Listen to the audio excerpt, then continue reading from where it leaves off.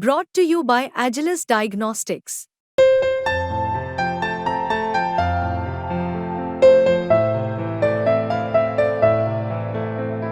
Agilus Diagnostics.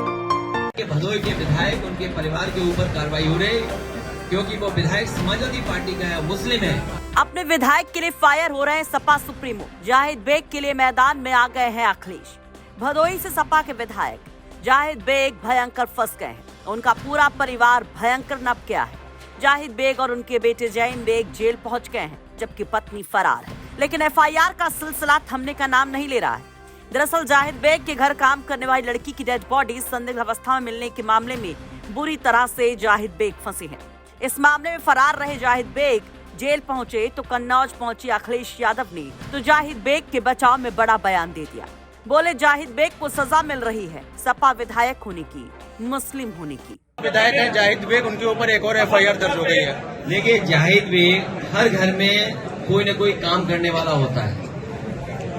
हमारे जितने भी लोग हैं, संपन्न लोग ज्यादातर, वो घर परिवार में किसी न किसी को रख लेते हैं और घर परिवार में घर का सदस्य मानते ही उसको रखते हैं। ये घटना जो हुई है दुखद है, उसके पीछे कोई भी कारण हो, लेकिन ये सरकार की नीयत साफ नहीं है।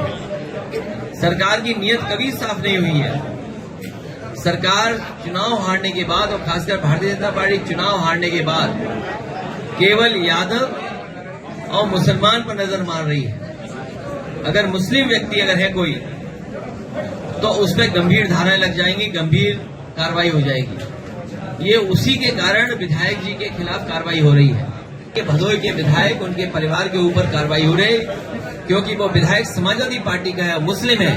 और आपको बात समझ में नहीं आती, आपको भी बात समझ में आती होगी कि जब मुख्यमंत्री जी ये कहते हैं कि अयोध्या में अगर दिवाली होती है तो पाकिस्तान और समाजवादी पार्टी के लोगों को तकलीफ होती है। इससे ही आपको नीयत पता लगती होगी मुख्यमंत्री की नीयत क्या है। आपको बता दें कि गुरुवार को जाहिद बेग ने सीजीएम कोर्ट में सरेंडर किया था।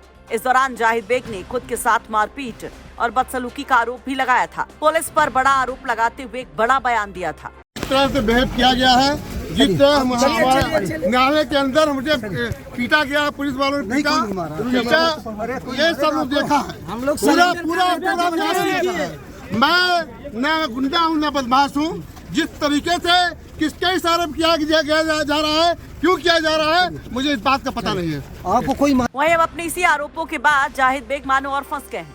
उल्टा विधायक के खिलाफ पुलिस ने मारपीट का आरोप लगा दिया है। अपने समर्थकों के साथ लॉ एंड ऑर्डर की धज्जियां उड़ाने का केस दर्ज हो गया है।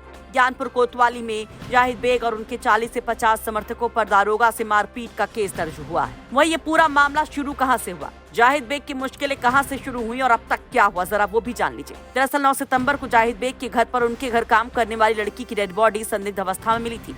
वो जाहिद बेग के यहाँ 6 से 7 साल से काम कर रही थी।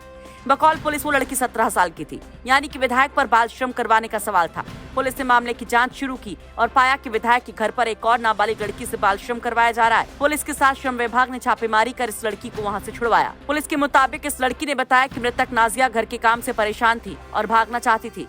जांच में ये भी सामने आया कि नाजिया को विधायक और उनकी पत्नी गलत तरीके से ट्रीट करते थे और इसी के आधार पर पुलिस ने मृतक नाजिया की मौत के मामले में सपा विधायक और उनकी पत्नी को आरोपी बनाया, जिसके बाद सपा विधायक फरार थे। हालांकि गुरुवार को उन्होंने सरेंडर कर दिया। वहीं इस मामले में 15 सितंबर को विधायक के घर पुलिस पहुंची थी पूछताछ के लिए। आरोप लगे कि इस दौरान पुलिस ने जाहिद बेग के बेटे को उठा लिया। उसके बाद न तो जाहिद बेग के बेटे की गिरफ्तारी दिखाई गई, न कोई जानकारी दी गई। हालांकि समाजवादी पार्टी ने जब मोर्चा खोला, पुलिस के आला अधिकारियों के पास पहुंचे तो बुधवार की देर शाम एकाएक जाहिद बेग के बेटे की गिरफ्तारी दिखाकर कोर्ट में पेश किया गया और उसके अगले ही दिन जाहिद बेग भी पहुंच गए थे सरेंडर करने। कन्नौज से नीरज श्रीवास्तव के साथ भदोही से महेश जायसवाल की रिपोर्ट, यूपी तक।